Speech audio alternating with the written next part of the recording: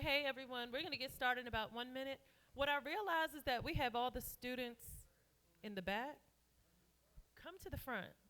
We're going to be in this room. We're going to take over the Capital AB room. So during the student sessions, go ahead and move to the front since we won't have any of our advisory board or session speakers here. That way, you're more direct and more in contact with the amazing presenters that we have for you. After you move, we're going to go ahead and get started. Brandon, Adrian, and Joey, y'all can come to the stage.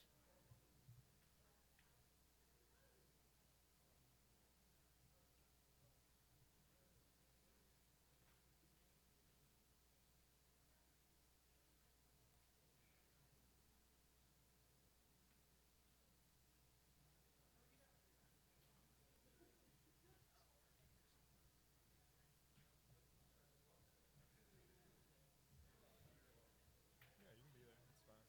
Fine with me. Uh,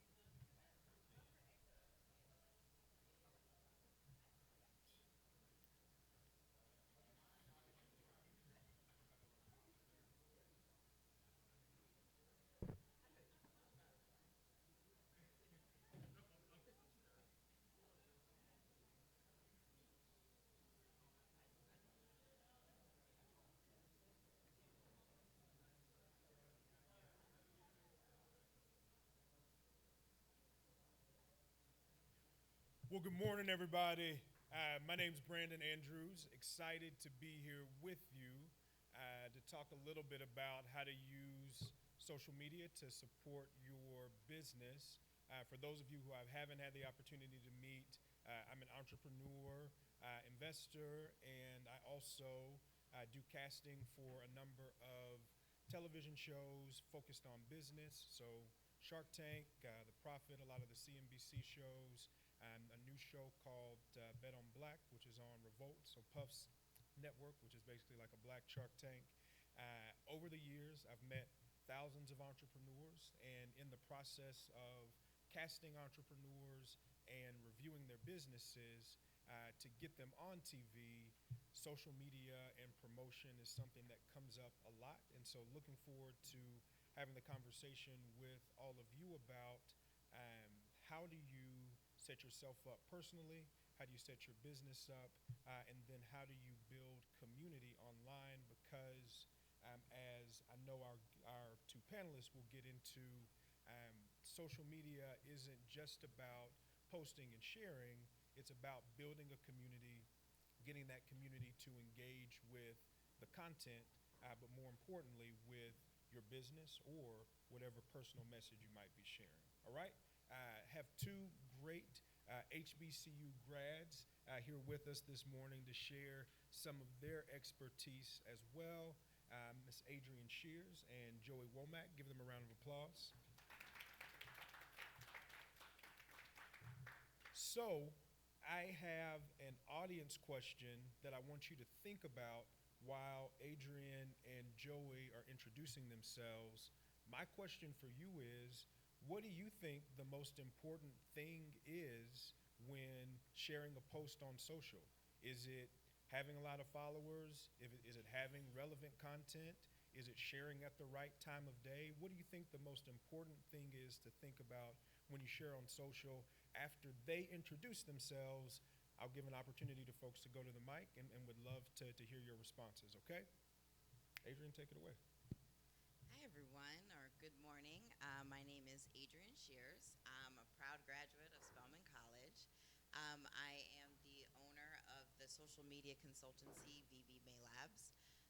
I've been doing social media for over 10 years now, for everyone from Issa Rae, Discovery Education, AARP, runs the gamut. And my specialty is really using social media for PR, for insights and research, and campaign launches. And I also teach a lot of workshops and one-on-one trainings. I'm very excited to be here and can't wait to share my knowledge and also answer any questions you people have.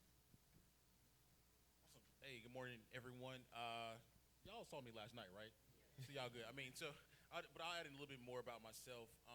From a social perspective, I was kind of early on Twitter. I don't know if I don't know, user less than 1,000 or something like that. So I've seen the evolution of Twitter over the years. I also, if anybody's heard of probably haven't, but there's a big music festival based out of Atlanta called One Music Fest.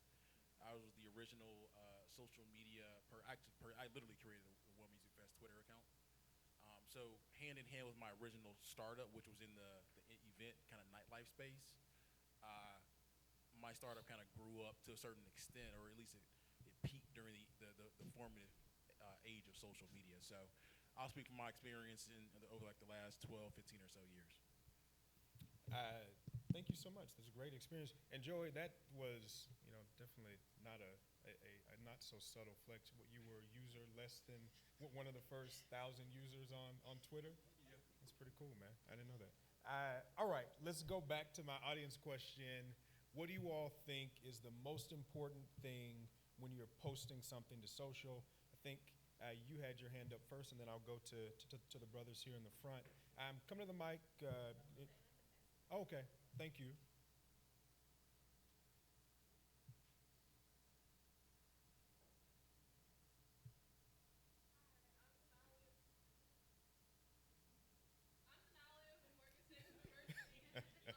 You better project.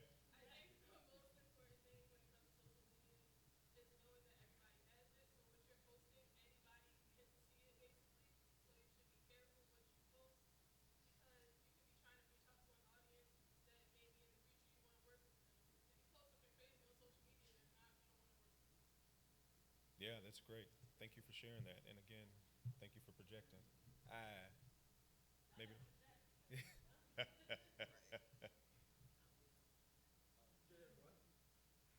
Good day, everyone.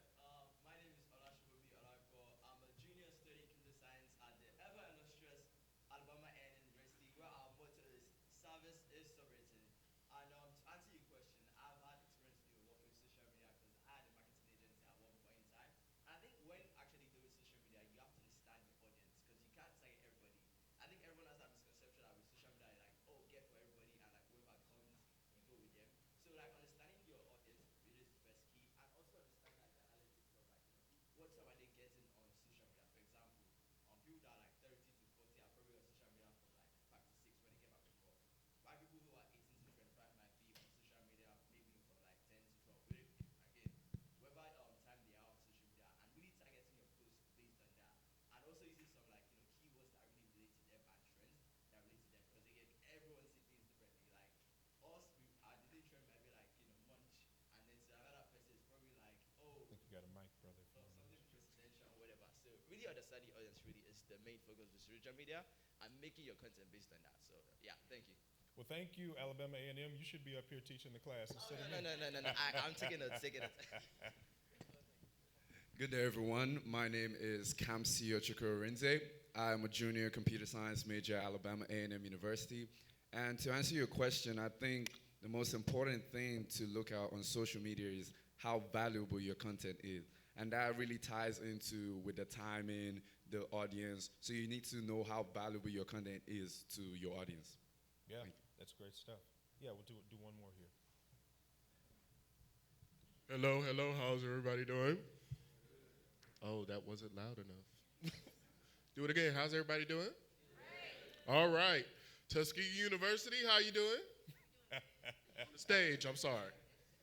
Now, this brother couldn't let Alabama A&M give a good answer. Tuskegee, which is also in Alabama, of course, had to speak up. The rivalry continues. I mean, we're in the best location in Alabama. We're like the Florida of Alabama. Come on.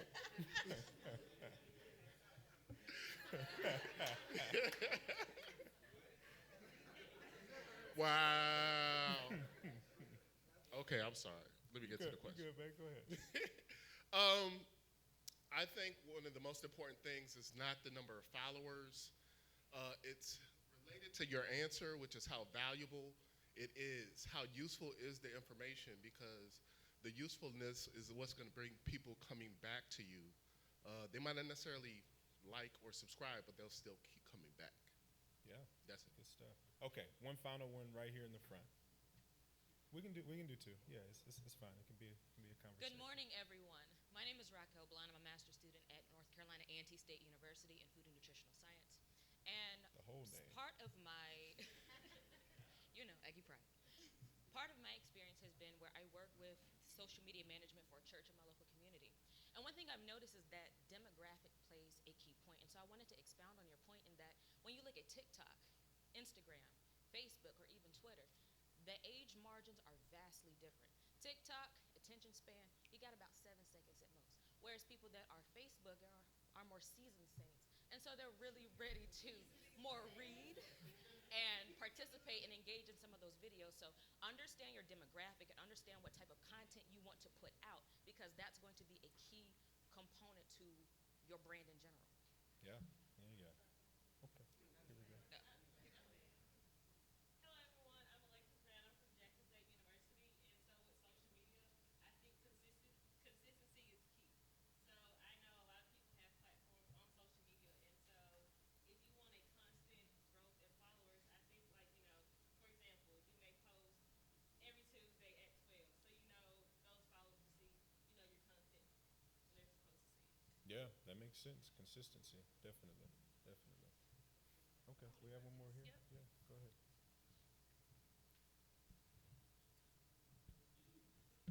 Good morning. I'm LaVon Newman from Lincoln University of Missouri. And to answer your question, I think the biggest, what was the question? About social media. What you post on social media is the influence.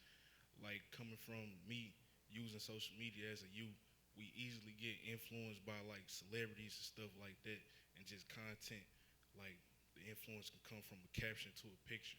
It can teach you how to chase something, or it can influence you in a bad way. So yeah. Yeah, definitely. All good stuff. Yep, we have one more here. Hi, I'm Nashid Kadem. I'm from Morgan State University. So for social media, I think as everybody said, another thing we have to be consistent about the content, what I'm going to post there. Like what is my objective? Like if I'm going to promote my business or any activity, any social activity, that should be like consistent, not like today I'm posting one dance video, tomorrow it's a baking. Like those are for maybe like the people who are doing like every day they're showing their everyday life, that's fine. But if you want to influence other people, you have to be consistent in your content. That's the first thing. And the second thing, I feel like also those content depends region to region. I don't know. I just heard that like in China, when students using like TikTok, they get more videos like how to be good in mathematics, how to play chess. But when our kids are doing this social media, they are getting like which song is now, going to dance, which like challenge we are going to take. So that's why what you search, that's also important. So you will get those content is coming, because that's the artificial intelligence giving you. So if you want to be a like somebody in social media, your search is also important, as well as your content is also important. Yeah, you got to understand the algorithm, definitely. Well, thank everyone for engaging with that question. So what do we hear? One, what you're posting, you have to be careful about, because it's going online and it'll be there forever. We heard that the audience is important, and important that you're speaking to the audience, that you know who your audience is. We heard about consistency and the need to consistently post to be able to engage with whatever that audience, so they know what to expect from you. We heard that we need to understand which platforms speak to which audiences, seasoned saints versus our younger demographics.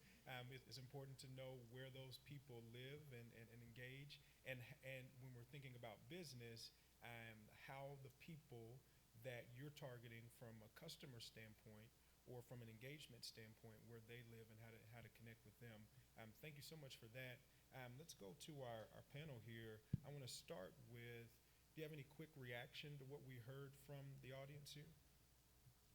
I feel like I need to hire some of you because these are conversations I'm having with my clients consistently of you see social media and they just want to go viral, or they want to do a trend but it doesn't really fit for their audience. They want to be on TikTok but their audience is really on Facebook. So all of these principles are very important when thinking about a campaign or how you want to show up as a business or how you want to show up as, I guess, a professional using your social media as a brand. Mm-hmm. Joy, what'd you think? Yeah, a few thoughts. One, after being in this game for a minute, the few things we can kind of break down the phrase social media. I think for the first 10 or so years of it, people more so focus on the social part of the phrase, right? The connections between people, Facebook and Twitter and LinkedIn and all the others, MySpace, everybody else in the room remember that. But I think now you have to look at it as then the media part, right? From traditional media, radio, print, like newspapers and magazines, TV and cable and stuff like that. And then I think the current version now is what we label as social media, which means that everyone here is a news reporter, and is a journalist, is a storyteller, is a, call it now, content creators. And there's a lot of power in that. It's a lot of, now you are a news anchor, just like the people you probably grew up watching and stuff like that. And so one of the things we have to ask ourselves is why? To me, why is one of the most simple words in our language and probably one of the most powerful as well. If you understand why people are reacting to content, it can give you a much better insight into what type of content to create. So I hear majors in the room like how many of y'all are computer science? How many of y'all are in business and stuff like that? All right. Anybody want to kind of throw out some other majors here? Biology. Okay. Anybody? So if you get a chance, either formally through your education or informally, my thing is study human behavior. Study human behavior, right? Does anybody understand, or anybody know how much TikTok was sold for when they sold to Facebook? Too much. Anybody know? So they sold for $1 billion. And again, you all have a presentation to make tomorrow, right?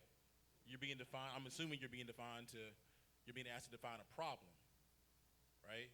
Is that accurate? Yes. What problem do you think Instagram, solves?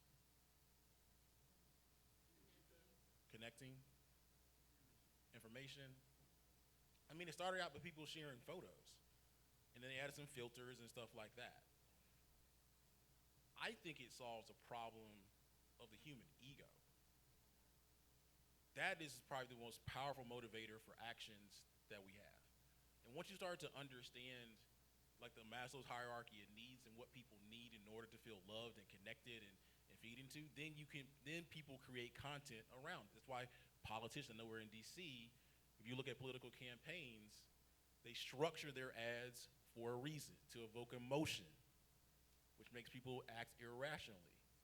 And so going back to the media part and you all creating content, my reaction, I know your question was, what's the reaction to it, is to understand human behavior, to understand the power that you have when you can create content, and to use it to share your expertise. And we can get into that a little bit later. Share your expertise, leveraging human behavior to try to get the results that you're looking for. That's great stuff, Joy. We've heard a lot about what people think is important. We've heard some tactics. We pulled back and said, study human behavior. I want to start the panel conversation here. Whatever you want to do business-wise, is probably going to be impacted by your personal presence. How do you set up your personal presence when it comes to media, social media, to support whatever you want to do in the business world? Adrian, I'll start with you. So, when it comes to social media, right now, there are tons of channels, right? There's LinkedIn, Twitter, there's Pinterest, there's just lots of channels. And a mistake that a lot of people make is, I'm going to be on all of them. And so, what you first have to think of is which channel. And it's preferably a marriage of which one do you like and good at, and which one is your target audience on. So for me, it's Twitter. I don't like taking pictures a lot. I'm not changing outfits. I'm not doing a day in the life. That's not how I like to show up. That would be a chore to me, which means I won't do it. And if I don't do it, I'm not being consistent and I'm not reaching my goals. So the second is, what is your goal? And what makes you, I guess, what's your superpower? What makes you unique? So for me, I like writing a lot. I can be funny. So Twitter, kind of works. But then what is your unique perspective? Because everybody in here is on social media. Everyone can talk about the same thing. What is your unique perspective?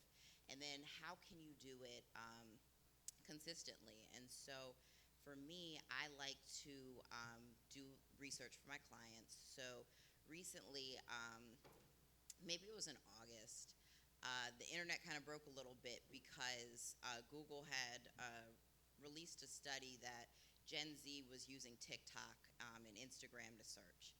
And so that blew a lot of people who are not Gen Z mind. You guys are probably like, well, of course, it's very fast, it's visual. But everyone was like, oh my God, like, what does this mean? What does this mean? And one thing that I kept seeing online, so this is coming into my next point, is listening on social media. So I was seeing a lot of people just were not understanding what happened. So I created a video. I did a focus group with Gen Zers, and I had them explain why they were using TikTok to search. And we paired that with a split screen of what they were searching on Google and what they were searching on TikTok, and showing how that experience was different. So everyone on the internet, well, not everyone, but all the marketers on the internet were at that time talking about Gen Z and searching. But they weren't showing it. They weren't explaining it. They were kind of regurgitating what was already said. So because I brought a different perspective and did a creative medium, the entertainment, so what Joy was saying of we're now media, I all of a sudden went completely viral. Some of the focus group participants were actually interviewed by the New York Times. We had, I was on Roland Martin Unfiltered to talk about the findings and the election.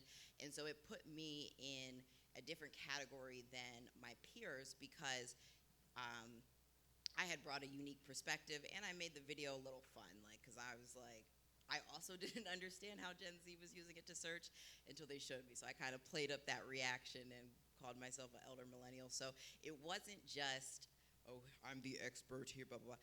I made myself human. Like, I didn't get it either. I'm having fun with it. And so I chose these mediums intentionally because I knew Twitter, for example, a lot of journalists are on Twitter. Second, I chose video because you need to actually be able to see. If you're not understanding how someone is doing something, a lot of people are visual learners. So having that. And then also, I wanted to, for my business, be out there more. I wanted to get interviewed. I wanted to be on panels like this. So one way to do that is a video. So now they say, oh, she's funny, she can speak, she can engage. So pairing it back to the original question is thinking like, what makes you special? And I think with all of you in here, some of you are funny, some of you are super witty or super smart, or have pop culture like the back of your hand. How can you intertwine it into I call it like your pillar? What is your expertise pillar? So for me, I wanted people to find me or hire me. There's a lot of different social media people out there. I want to be known for. I'm not the person who's just going to be coming out and posting. I'm going to actually research, and we're going to come up with great content based off that. So kind of think of how can you pair all of these things together, and that is how you would approach social media. And the last thing I will say is finding that balance of your personality and what you want to share on social media and your expertise. I think unless you're coming up with something super original or super niche, if you're just posting work all the time, that's very boring. Contrary, probably adults or professionals, they also like to have a lot of fun. And so you'll notice, like on LinkedIn, you're seeing people getting a lot more fun or showing a little different side of them. But as to some people said in this room, you also need to find that good balance because you still need to be professional. You still need, to show up and work. But people do remember things that are fun, and they might want to engage with you, or you're more memorable that way. So it takes a little balance. But I would say the way that I do it is, what was something that if someone saw it and they didn't want to work with me, would I be okay? Because it's like, well, that's how I am all the time, so it's probably like wouldn't be a good fit, or it'd be like, okay, maybe that side of my personality doesn't need to be shown for work. So finding that balance. Yeah, good stuff. So get to know yourself.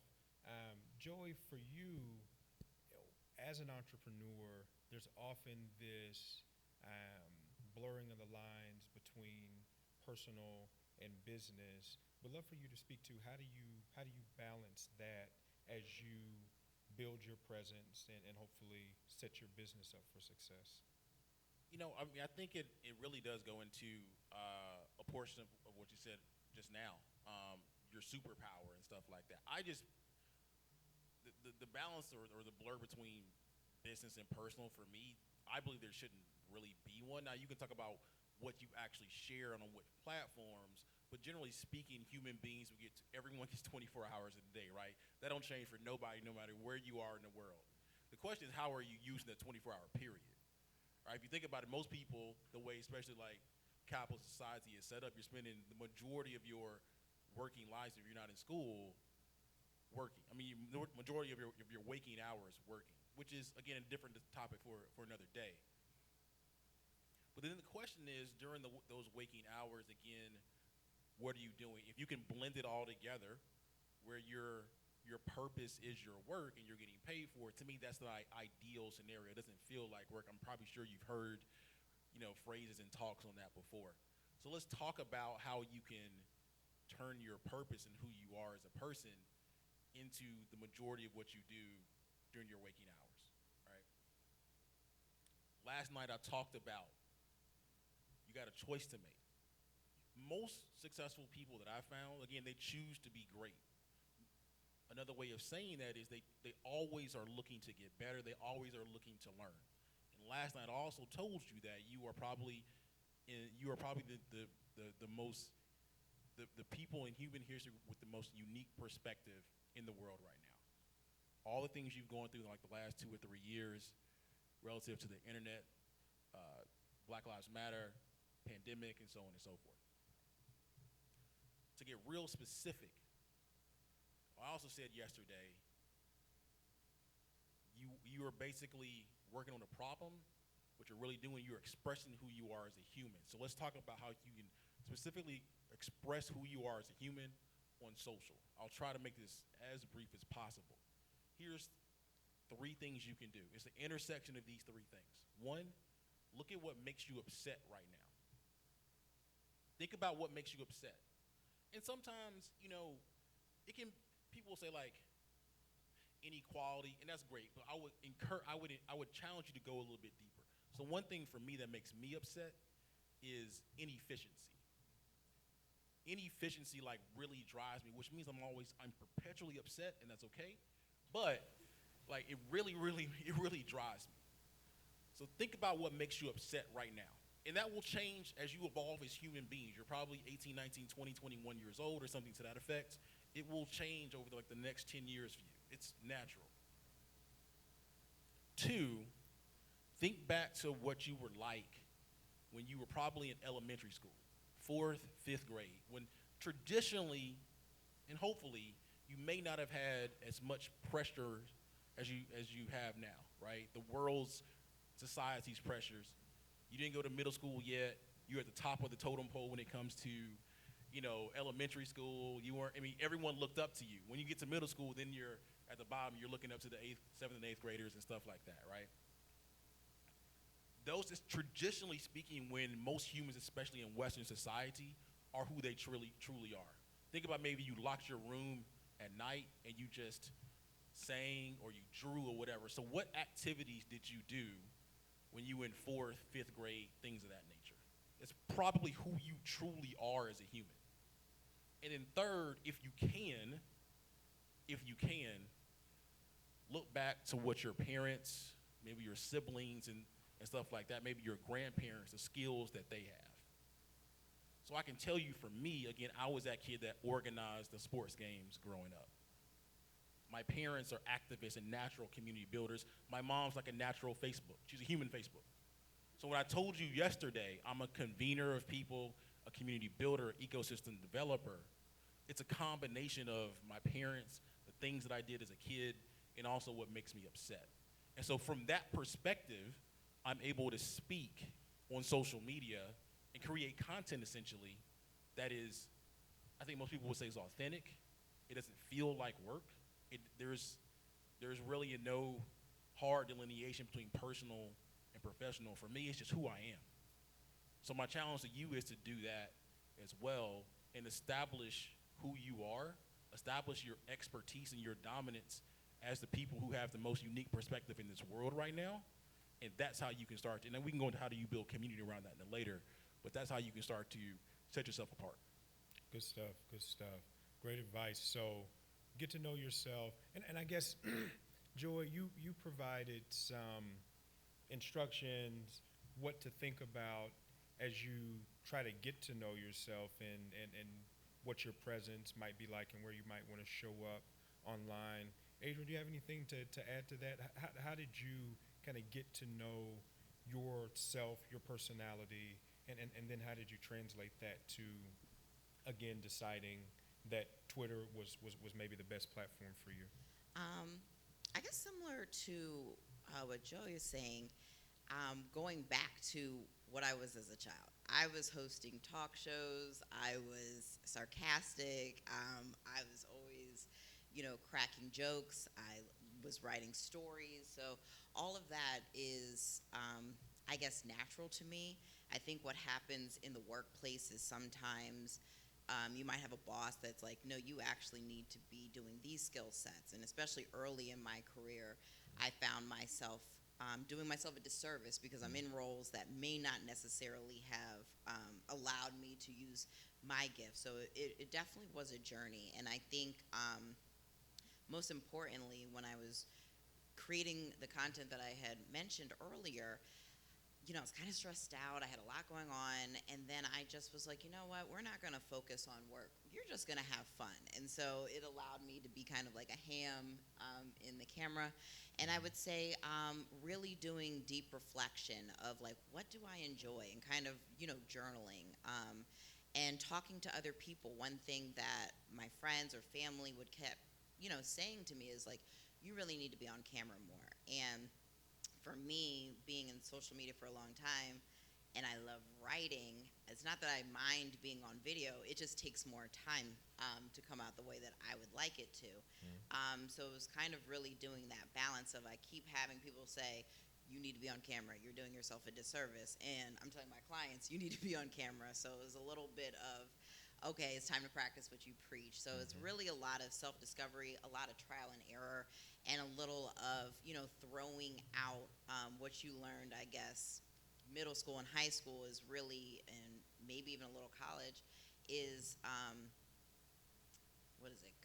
It's like conforming, right? You have to conform to be what society thinks. And I think when it comes to social, that's kind of the exact opposite. You don't want to be like everyone else, and it took me a little time, and so hopefully for you, all since you're still young, that if you feel yourself conforming, break out, like, because what is unique about you is what's going to make you stand out, and really embracing that, because other people have copied my focus group, like literally literally like a big agency did, like days after mine, but it didn't go anywhere. It wasn't good.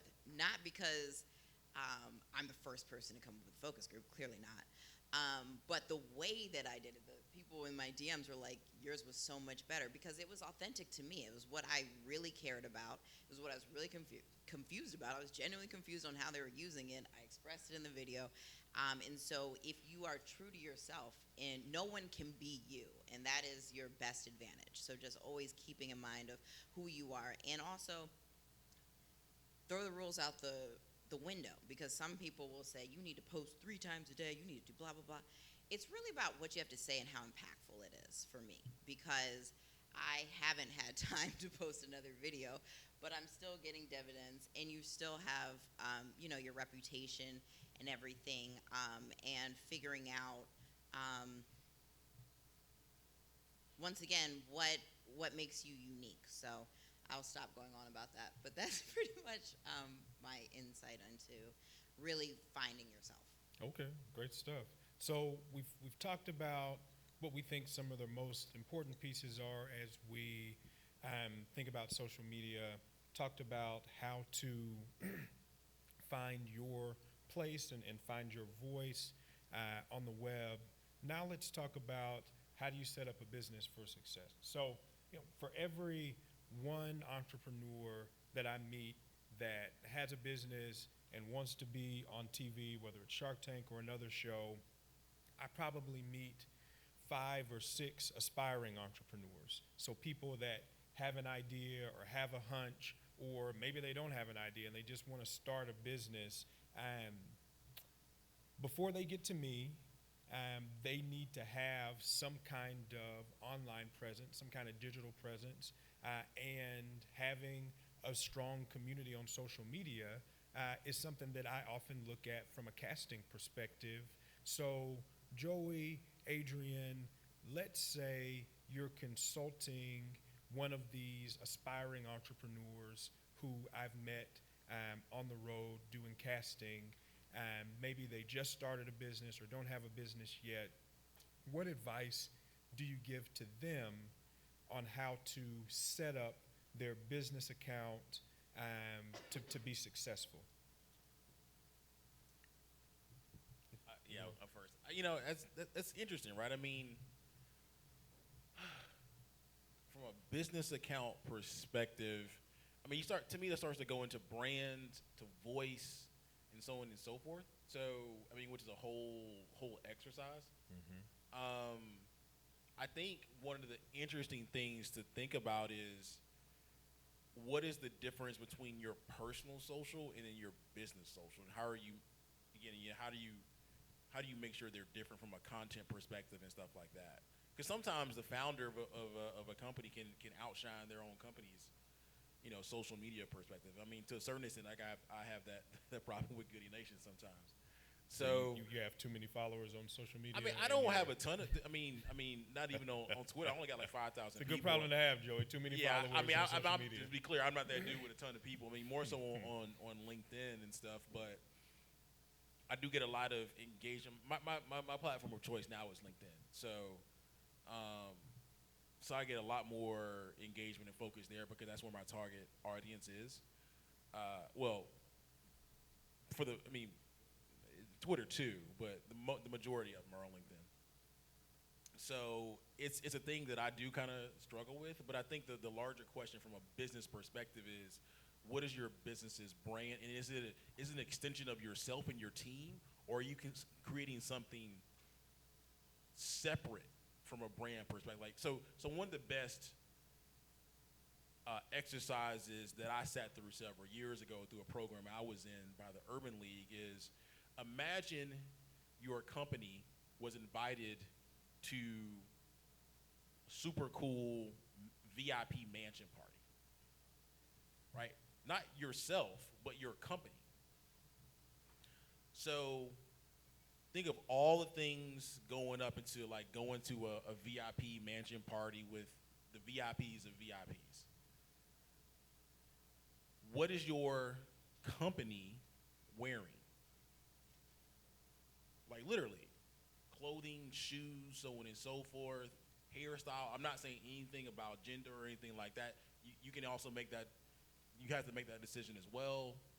You know, what he smell like, what car are you driving? If car are you riding in a limo? Or are you getting picked up in an Uber Comfort, an XL, a Uber Black? Are you walking? Are you taking a motorcycle? What, right? Are you driving your own car? What kind of car is it?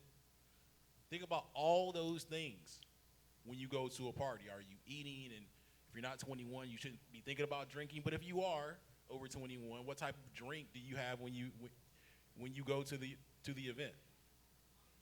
Do you drink at all? That's how you start to think about your brand personality. And so from that experience, you can think about how then you set up your business social media strategy and account. Yeah, I think that's a great thought exercise for everyone to go through and thinking about, because the next question is, okay, if you are imagining your brand as a person, what platform does that person exist on? Like where are their friends? Where's the community of people like that person to help you figure out maybe this is the platform that would be best to start my business? And Joy would love to, maybe we can do this after, would love to hear more about all of your experience at VIP mansion parties. And I'd love to My get business an invite. would like an Yeah. invitation. So Yes. My A few invite got lost celebrities. in the mail. I will. Those are stories over drinks. I got you. All right, Adrian. So Joey's told us a little bit about how to land on the personality of your brand, which hopefully will be helpful with choosing a platform. Now you want to launch. You want the launch to be successful. You want it to connect with your targeted audience. How would you advise a client on launching a business presence on social media? it's a good question. I actually will take it a step back because you were saying you are, I guess, more engaging on social than your business. And a lot of people have that trouble, and I actually say that's actually not a problem for most businesses, meaning people are more interested in people, just point blank, and especially if we don't know your business yet.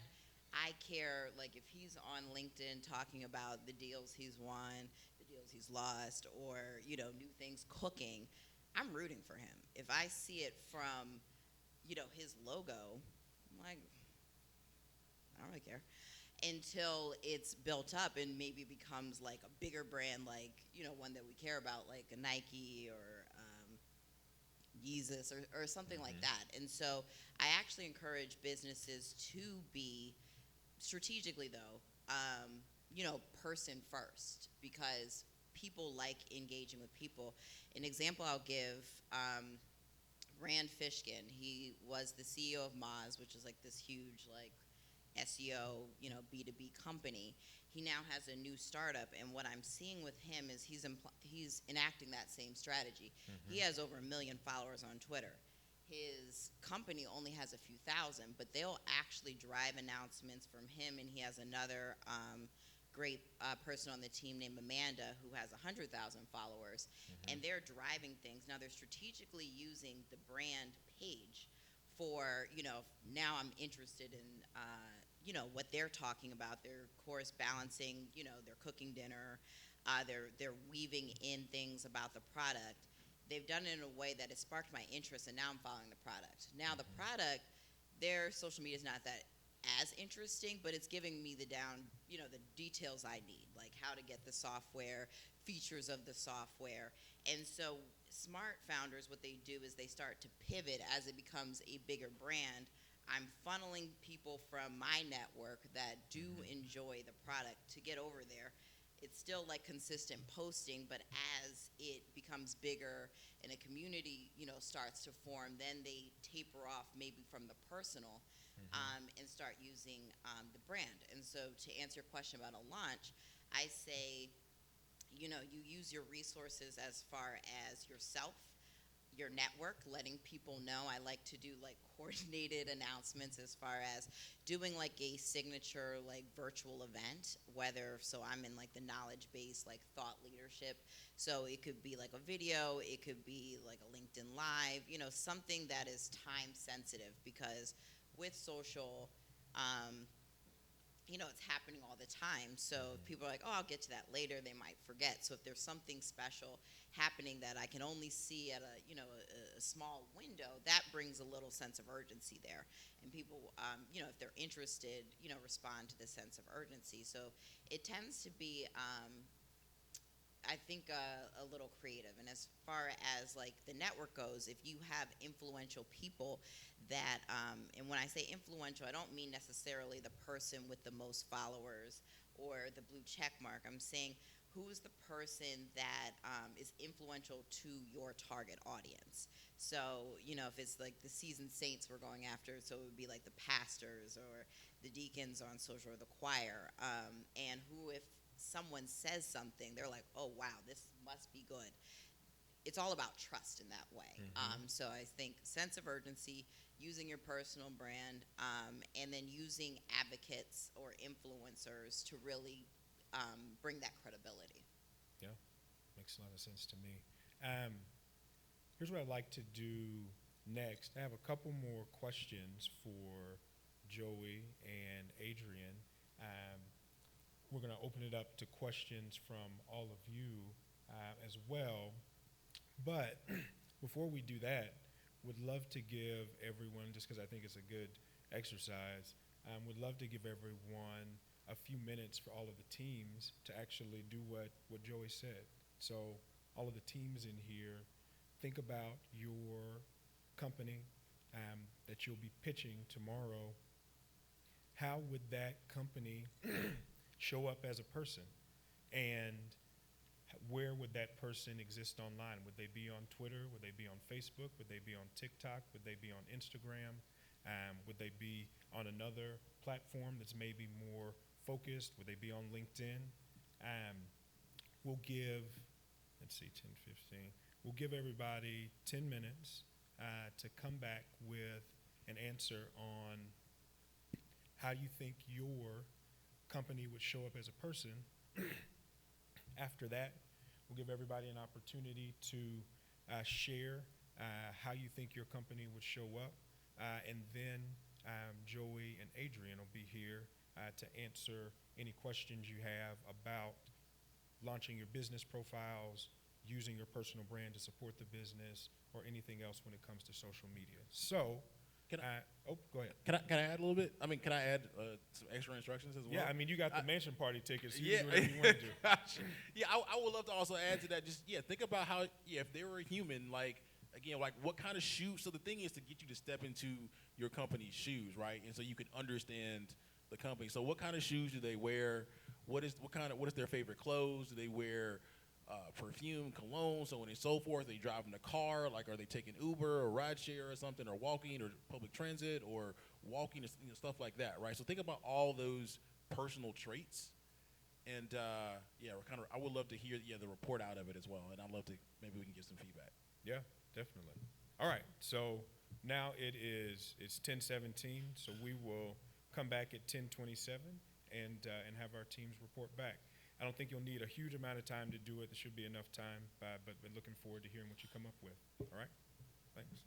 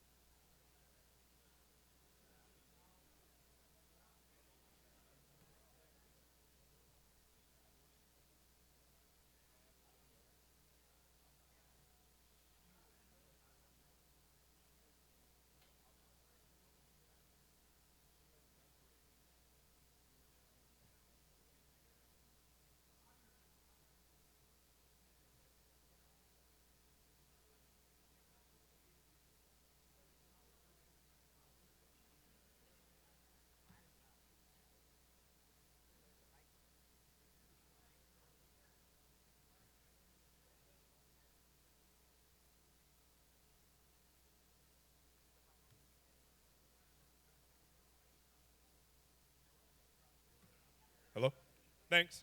All right, everybody. Welcome back. Looking forward to hearing what what everybody's going to be wearing to Joey's VIP party. Um, before I call on people, anybody like to go first?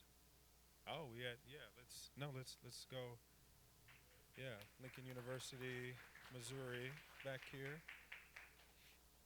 Oh, Neil will bring you the mic.